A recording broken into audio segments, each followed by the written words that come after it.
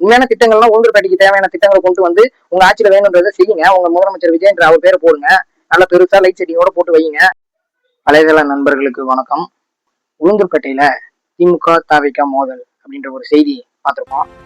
கள்ளக்குறிச்சி மாவட்டம் உளுந்தூர்பேட்டையில் கட்டப்பட்டுள்ள நிழற்குடைக்கு பெயர் வைப்பது தொடர்பாக தாவேகாவினர் திமுகவினர் இடையே தகராறு, வாக்குவாதம் தள்ளுமுள்ளு ஏற்பட்டதால் பரபரப்பு. கடந்த திமுக ஆட்சியில 2025-26 நிதியாண்டுல உளுந்தூர்பேட்டை சட்டமன்ற உறுப்பினருடைய தொகுதி மேம்பாட்டு நிதியின் கீழ் ஒரு நிழற்குடை அமைக்கும் திட்டம் கொண்டு வரப்பட்டது. அதுக்கு பெயர் பலகை, இந்த திட்டம் யாரோட ஆட்சியில வந்தது, எவ்வளவு ஒதுக்கீடு செய்யப்பட்டது அப்படின்ற அந்த திட்ட பெயர் பலகை வைக்கணும். அது தேர்தல் நடைமுறை விதிகள் அமலுக்கு வந்ததுனால அந்த பெயர் பலகை வைக்கல. இப்ப கடந்த 4ஆம் தேதி வைக்கலாம்ட்டு அது அந்த ஒப்பந்ததாரர் அதுக்கான முயற்சி இருக்கும்போது இங்க இருந்தும் வந்த தாவேகா நிர்வாகிகள், உளுந்தூர்பேட்டை தாவேகா நிர்வாகிகள் இல்ல அதுல முதலமைச்சர்னு ஸ்டாலின் பேர் இருக்கு, அந்த பேர் போடக்கூடாது, ஜோசப் விஜய்னு போடுங்கன்னு ஒரு தகராறு பண்ணி தள்ளுமுள்ளு பண்ணாங்க.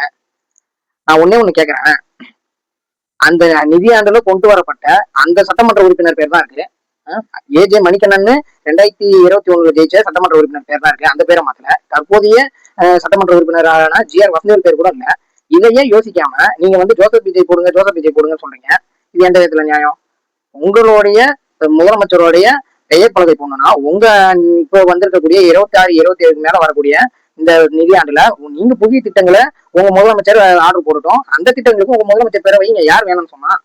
முடிஞ்சு போன ஒரு திட்டத்துக்கு கொண்டு வந்து உங்க முதலமைச்சர் பேரை வைக்கணும்னு சொல்றது எப்படி இருக்கு? நீங்க என்ன வெறும் ஷோக்காக மட்டும் ஆட்சி நடத்தணும் பாக்குறீங்களா? திட்டங்கள் யார் ஆட்சியில வரும், யாரோ கஷ்டப்பட்டு செய்வாங்க, ஆனா பேர் மட்டும் உங்க பேர் போட்டுக்கணும்னு நினைக்கிறீங்களா? 2021 திமுக ஆட்சி அரசு பொறுப்பேற்ற பிறகு பள்ளி குழந்தைகளுக்கு கடந்த அதிமுக ஆட்சியில வழங்கப்படுவதற்காக வைத்திருந்த அந்த பாடப்புத்தக பை, அதுல முதலமைச்சரா எடப்பாடி போட்டோவை போட்டு வச்சிருந்தாங்க. திமுக ஆட்சிக்கு வந்ததை அந்த பைகளை டிஸ்ட்ரிபியூட் பண்ணணும், அதுல ஸ்டிக்கர் மாத்தி ஓட்டணும்னு சொன்னாங்க. ஆனா அதுக்கு எவ்வளவு செலவாகும் பார்த்தா 14 கோடிக்கு மேல ஆகும் அப்படின்னு சொன்னாங்க. இதை கல்விக்கு வேற ஏதாவது ஒரு வளர்ச்சி நிதிக்கு பயன்படுத்தலாம்னு சொல்லிட்டு அப்ப இருந்த நம்மளுடைய முதலமைச்சர் ஸ்டாலின் அவர்களும் கல்வித்துறை அமைச்சர் அன்பில் பொய்யா மகேஷ் அவர்களும் அந்த பைகளை அப்படியே கொடுங்க, அதனால ஒண்ணும் நம்மளுக்கு பெரிய லாஸ் கிடையாதுன்னு ஒரு பெருந்தன்மையா ஒரு ஜனநாயக முறைப்படி அவங்க அந்த வாக்குறுதி அந்த திட்டத்தை செயல்படுத்துறாங்க. ஆனா நீங்க உங்க ஆட்சியில முடிஞ்சு போன ஒரு திட்டத்துக்கு உங்க முதலமைச்சர் பேர் தான் வைக்கணும்னு சொல்றது எவ்வளவு ஒரு கீழ்த்தரமான ஒரு சிந்தனையா இருக்கு. இதெல்லாம் எப்படி நீங்க இதுக்காக 10 பேர் நின்றுகிட்டு சட்டம் வருவதும் இதை அடிக்கடி மோதல்னு போடுறதும் அதுல நீங்களே ரீல்ஸ் எடுத்து பெருமனு போட்டுக்கிறீங்க. இது எந்த வகையில ஒரு பில்டப்? உங்களுக்கு நீங்க வெறும் பில்டப் மட்டும் தான் ஆட்சி நடத்துறீங்களா?